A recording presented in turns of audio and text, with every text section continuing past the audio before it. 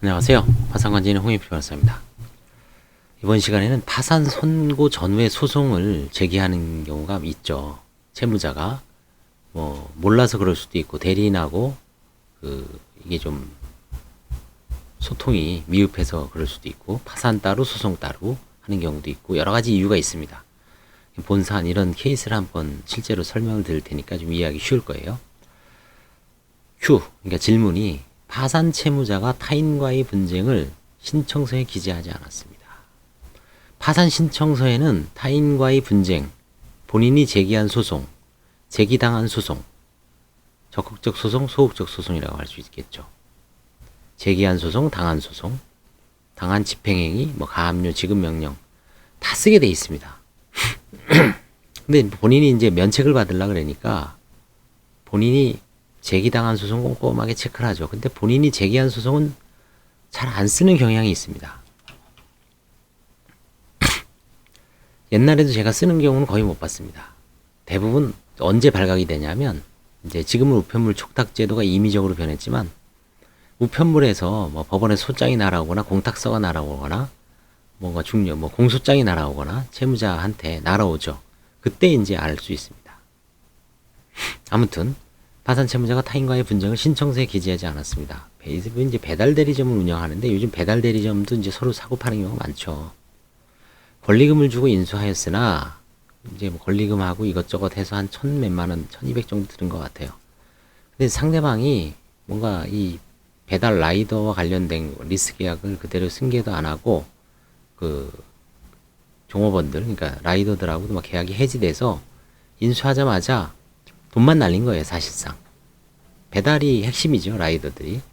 근데 그거를 쏙 빼먹거나 아니면 제대로 안 해주니까 장사를 할 수 없는 거죠, 영업을. 배달 전문 라이더 조직이거든요. 그래서 결국 이제 약정서를 보니까 제대로 협조하지 않으면 위약불 얼마를 청구할 수가 있는 거를 해놨어요. 그래서 이걸 이제 청구하기 위해서 상대방을 형사 고소를 했습니다. 한 1,000몇만 원 금전 피해를 입었으니까 이건 사기 아니냐. 타인의 금전을 편취하기 위해서 거짓말해서 계약을 하고 이행을 안 하는 거죠. 거기에 처음부터 어떤 편취, 돈을 사기쳐서 금원을 편취하려는, 가로채려는 어떤 속셈이 있지 않느냐. 의도, 기망, 고의가 있지 않냐. 그래서 형사고소도 하고요. 그 다음에 이제 손해배상이니까 상대방이 이제 부동산이 있어요. 그래서 가압류를 했습니다. 부동산 가압류를 하려면 청구 금액이 이제 청구 금액이 10%, 1억이면 1,000만 원, 1,000만 원이면 100만 원을 담보 제공을 해야 됩니다.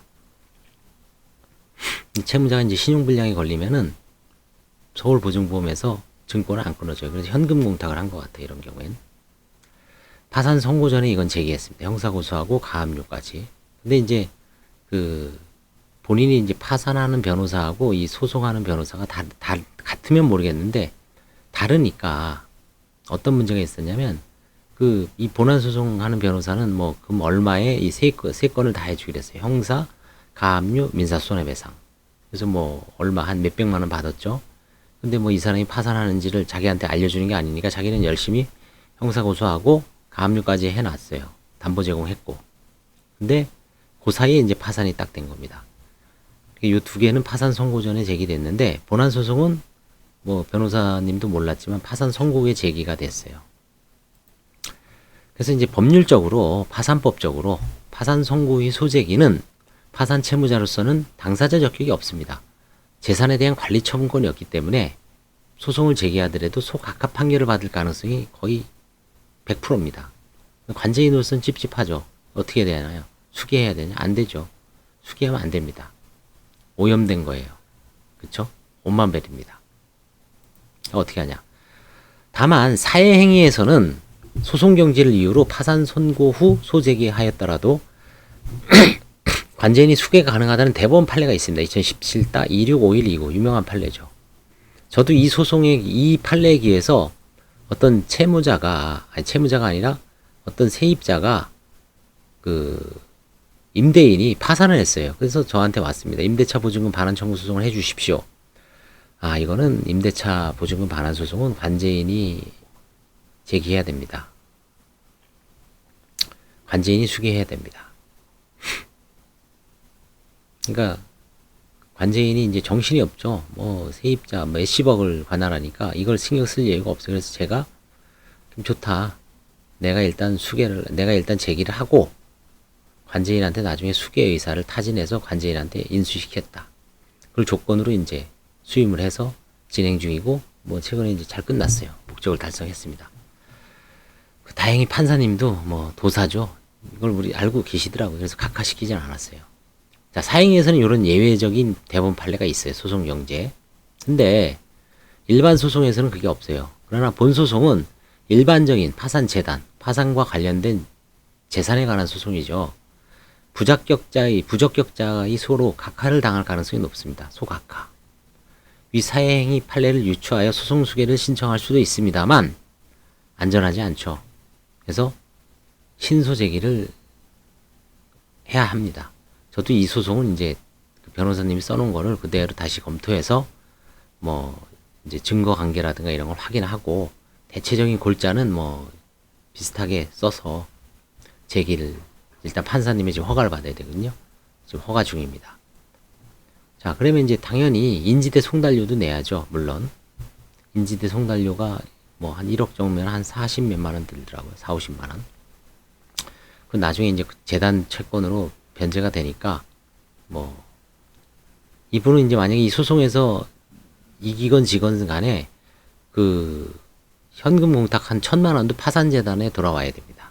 나중에 지면 이제 그 1,000만 원을 배당하고, 이기면은 그거 플러스해서 이제 1,200만 원 정도 손해를 봤으니까 제가 보기에는 뭐 한 4, 5천 정도, 3, 4천은 인정되지 않을까 싶습니다.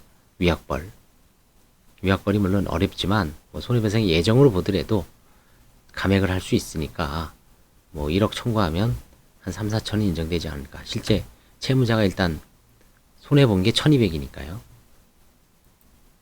결론적으로 현재의 변호사 소송 대리인에게 이 사람은 한번 뭐 통화를 하려고 했더니 전화를 안 받더라고요. 연락도 안 오고, 아니 뭐 난 모르겠다.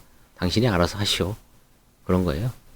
그래서 뭐 알았다. 저도 더 이상 전화 안 하고 뭐 내용 증명 보내긴 좀 그래서 그냥 파산 선고 받았다. 당신은 자격이 없다. 위임 종료로 해지됐다. 변호사 대리인 자격을 상실했다. 그래서 위임 종료 사유로 통보했고, 소송 승소 가능성이 높으면 저도 안전하게 신소 제기를 하고 있습니다. 다만 검토해 봤더니 승소 가능성이 높지 않으면 수개 후 조정 등으로 신속하게 종결시키는 것이 좋을 듯 합니다만은 이것도 사실 정답은 아니죠.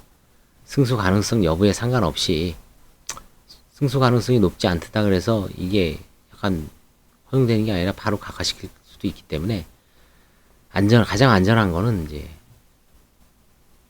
수개는 절대로 하지 마시고 신소 제기입니다. 파산 재단에 관한 소송이기 때문에 이런 케이스가 있고, 일반 채무자들도 자기가 제기한 소송은 제대로 얘기 안 하는 경우가 많죠.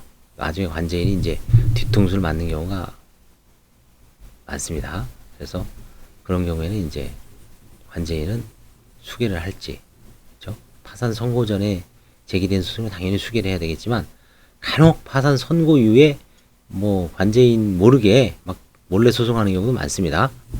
그래서 막 화해도 돼서 막 돈도 지급되고 이런 사안도 있습니다. 아니면 전에 제기했는데 파산 선고 이후에 화해를 해서 그 돈을 싹 뭐 취해가는 경우도 있고, 아니면 상대방한테 물어주는 경우도 있고, 몰래 이상한 사안이 많아요. 그래서 이거는 잘 해야 됩니다. 체크를. 감사합니다.